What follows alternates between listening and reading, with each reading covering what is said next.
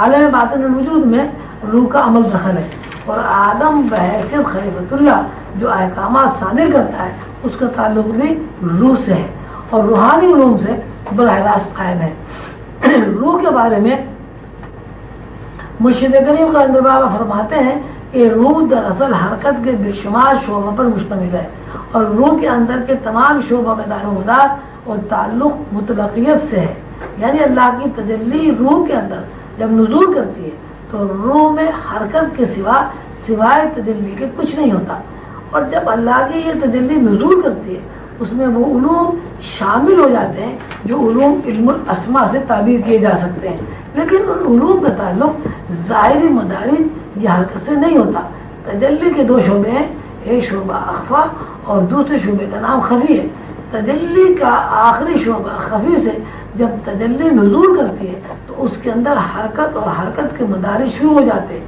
آسان لفظوں میں تشریح ہوئی کہ لطیف اخفا اور لطیف خفی، یعنی سابقہ یا روح اعظم اللہ کی تجلی ہے، اور تجلی کے نزول کے بعد پہلا تنزل جس شعبے میں واقع ہوا کہ جہاں سے تجلی کے اندر نقش و نگار یا صورت و حرکت کا مظاہرہ شروع ہوا، اس شعبے کا نام لطیفہ سری ہے، اور اس کے بعد جیسے جیسے نزول ہوتا رہتا ہے اسی مناسبت سے ماہیت، فعلیت اور حرکت پیدا ہوتی رہتی ہے۔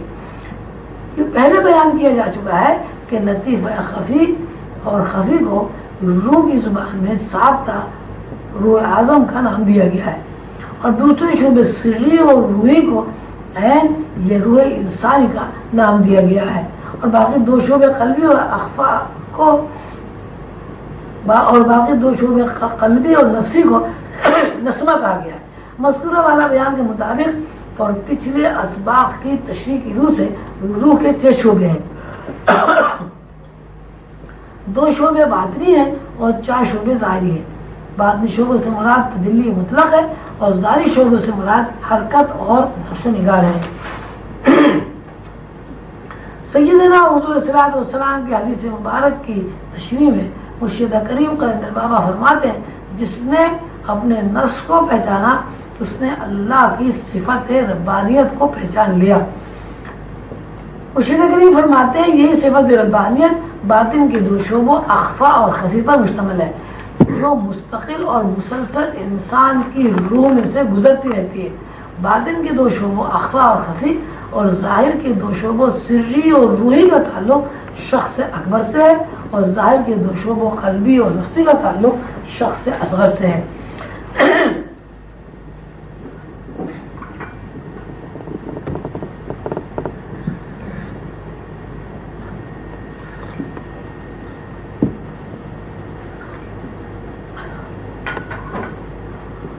تجلی کی پہلی رو کا نام نہر تصویر ہے۔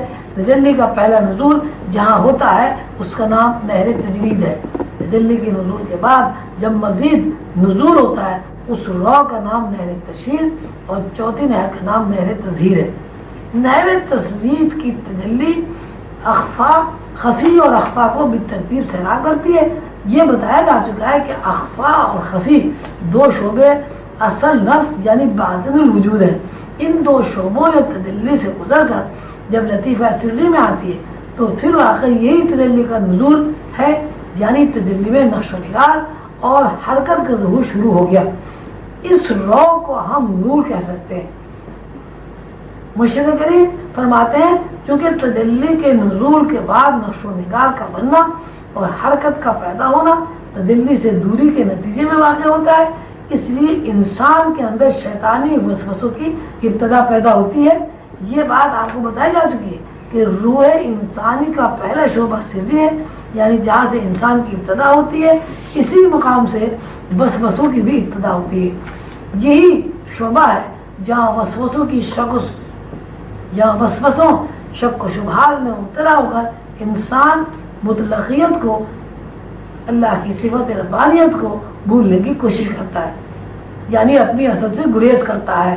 اصل گریز سے مراد یہ ہے کہ انسان تجلی ذات یا تجلی مطلق سے دور ہو گیا۔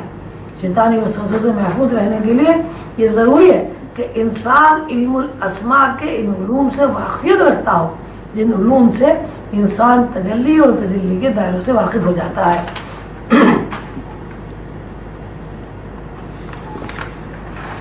تخلیق کی ساخت بیان کرتے ہوئے مرشد کریم قلندر بابا اولیاء نے اس بات پر روشنی ڈالی ہے کہ تخلیق دراصل علم شے ہے. جب تک کسی شے کا علم وجود میں نہیں آئے گا یا نہیں آتا اس وقت تک شے مظہر نہیں بنتی. اسی بات کو زیادہ وضاحت کے ساتھ لوح قلم کے ابتدائی صفحات میں بھی بیان کیا گیا ہے. ابتدائی صفحات میں بتایا گیا ہے کہ یہ ساری کائنات دراصل اللہ تعالیٰ کا اپنا ذاتی علم اور وصف ہے. وہ اس طرح کہ جب اللہ نے کائنات کو بنانا چاہا تو ظاہر کائنات کے خد و خال، کائنات کی حرکات و سکنات، کائنات کی زندگی، کائنات کے نقش و نگار اور کائنات کو زندہ متحرک جاری و ساری رکھنے کے لیے وسائل کی فراہمی، یہ سب اللہ کے ذہن میں پہلے سے موجود تھی. اللہ نے اپنے ذہن میں کائنات کے علم کی موجودگی کو جب مظہر بنانا چاہا تو فرمایا کن، اور کائنات تخلیق میں آ گئی. مطلب یہ ہے کہ کائنات اور کائنات کے تمام اجزاء ترکیبی پہلے سے اللہ کے ذہن میں موجود تھے، اور اللہ کے ذہن میں موجودگی اللہ کا علم ہے. کلیہ یہ بنا کہ کائنات پہلے علم ہے پھر شے، علم شے، کیونکہ اللہ کا براہ راست ذات علم ہے، اس لیے اللہ کی طرح اس علم کی بھی باقاعدہ دوام حاصل ہے. شے کیونکہ علم کے بعد کی مظاہرہ کی شکل و صورت ہے، اس لیے اس کو فنا ہے. شے کا جب ہم مطالعہ کرتے ہیں تو ہمیں یہ نظر آتا ہے کہ شے کسی ایک نقطے یا مرکز پر ٹھہری ہوئی ہے. شے کی تخلیق میں یہ بات پوشیدہ ہے کہ شے ہر آن گھٹتی ہے اور ہر آن بڑھتی ہے. گھٹنے بڑھنے کا یہ عمل بالآخر فنا پر مندرج ہوتا ہے. علم شے صفت ربانیت ہے اور اس کا وجود اس صفت کا خد و خال میں مظاہرہ ہے.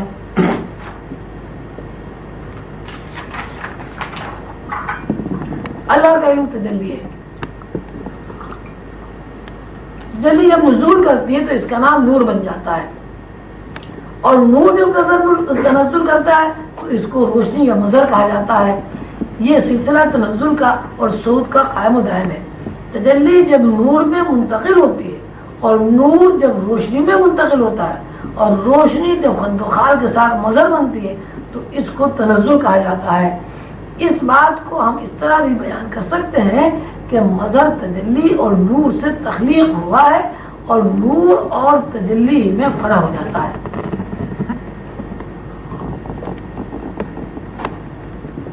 علم روحانیت یہ تصرف میں ایک اس طرح تصرف ہے، یعنی کوئی عارف کسی شے کو اپنے ارادے اور اختیار سے تصرف کر دے. تصرف یہ ہے کسی شے کے خد و خال میں تبدیلی واقع ہو جائے.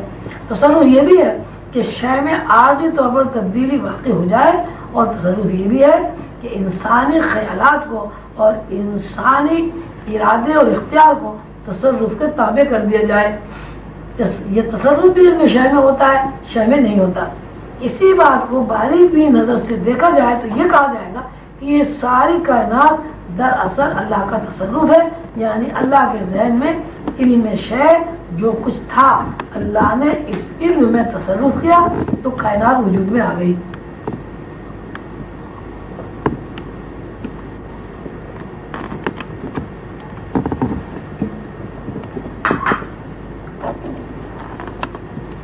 کوئی روحانی انسان اسی قانون کے تحت شے میں ہی تصرف کرتا ہے جس کا اثر شے کے اوپر مرتب ہوتا ہے. تصرف کی 3 قسمیں ہیں: معجزہ، کرامت اور استدراج. مرشد کریم ان تینوں تصرفات کا فرق سمجھاتے ہیں. استدراج وہ علم ہے جو اعراف کی بری روحوں یا شیطان پرست جنات کے زیر سایہ کسی آدمی میں مخصوص حالات کی بنا پر پرورش پا جاتا ہے. یعنی شیطان صفت لوگ، ان کا تعلق اعراف کی روحوں سے ہو یا وہ خود اعراف میں رہنے والی روحیں ہوں یا ان کا تعلق شیطانوں سے ہو، ایسے آدمی کو اپنا شکار کر لیتی ہیں جو آدمی ذہنی طور پر یکسو رہتا ہے یا اسے قدرتی طور پر یکسوئی حاصل ہو. یہ شیطانی طاقتیں اس بندے کی روح میں یعنی علم شے میں تصرف کر کے اپنا ہم خیال بنا لیتی ہیں. اس کا صاف مطلب یہ ہے کہ شیطان اور شیطانی گروہ میں بھی تصرف موجود ہے اور تصرف کا عمل دخل بھی موجود ہے. جس طرح ایک روحانی انسان کے تصرف سے شے پر براہ راست اثر پڑتا ہے، اسی طرح بری روح یہ شیطان کے تصرف سے بھی شے پر اثر مرتب ہوتا ہے. جس طرح ایک روحانی انسان فرشتوں کی حرکات و سکنات کو دیکھ سکتا ہے، اسی طرح شیطانی گروہ کا تعلق رکھنے والا بندہ بھی ملائکہ کے گروہ کی حرکات و سکنات کو دیکھ سکتا ہے. اس کی مثال حضور کے زمانے میں ملتی ہے، اور یہ مثال یہ استدراج کا علم یا عالم ایک آدمی ابن سیاد ہے. حضور جب اس لڑکے کے قریب تشریف لے گئے تو حضور صلی اللہ علیہ وسلم نے اس گفتگو کے بعد جو کچھ ارشاد فرمایا اس کا لب لباب یہ ہے کہ یہ لڑکا فرشتوں کی حرکات و سکنات دیکھتا بھی تھا اور فرشتوں کی حرکات و سکنات سے واقف بھی تھا، لیکن اس کا علم ناقص تھا. دوسری بات یہ سامنے آئی کہ روح کا علم یا آسمانی دنیا کا علم اسے حاصل ہے، لیکن اس علم میں شک و شبہات موجود ہیں. تیسری بات جو سامنے آتی ہے کہ باوجود کہ یہ لڑکا ابن سیاد فرشتوں کی سرگرمیوں کو بھی دیکھتا تھا، فرشتوں کی آواز بھی سنتا تھا، لیکن اس کا علم محدود تھا. اس واقعے میں ہمیں بہت بڑا سبق یہ ملتا ہے کہ آج کے دور میں ہمارے علماء کرام، ہمارے بڑے بڑے دانشور یہ کہتے ہیں کہ انسان کو علم غیب حاصل نہیں ہے، اور نہ ہی کوئی انسان علم غیب سیکھ سکتا ہے. کسی انسان کو یہ علم بھی حاصل نہیں ہے کہ وہ اللہ کا دیدار کرے یا ہم کلام ہو سکے اور اللہ کے بنائے ہوئے فرشتوں سے گھل مل کر بات کر سکے. اور طرف بات یہ ہے کہ جب شیطان کے گروہ کا ایک بندہ ملائکہ کی سرگرمیوں کو دیکھ سکتا ہے، ملائکہ کی آوازیں سن سکتا ہے، حضور پاک صلی اللہ علیہ وسلم کے بارے میں وہ علم ناقص ہی صحیح حضور کی رسالت کا تذکرہ کر سکتا ہے، تو یہ کیسے ممکن ہے کہ ایک خدا پرست بندہ آسمانی دنیا میں داخل نہ ہو اور فرشتوں سے متعارف نہ ہو سکے؟ یہ جملہ مترادف ہے، لیکن بہرحال یہ بات غور طلب ہے کہ حضور صلی اللہ علیہ وسلم کے زمانے میں ایک لڑکا ابن سیاد موجود ہے. حضور حضرت عمر کے ساتھ اس کے بعد تشریف لے جاتے ہیں، اس سے گفتگو فرماتے ہیں، اور ساتھ ہی ساتھ حضور یہ نہیں فرماتے کہ اس کو غیب بینی کا علم حاصل نہیں ہے. غیب بینی کا علم تسلیم کر کے یہ فرماتے ہیں کہ اس کا علم ناقص ہے.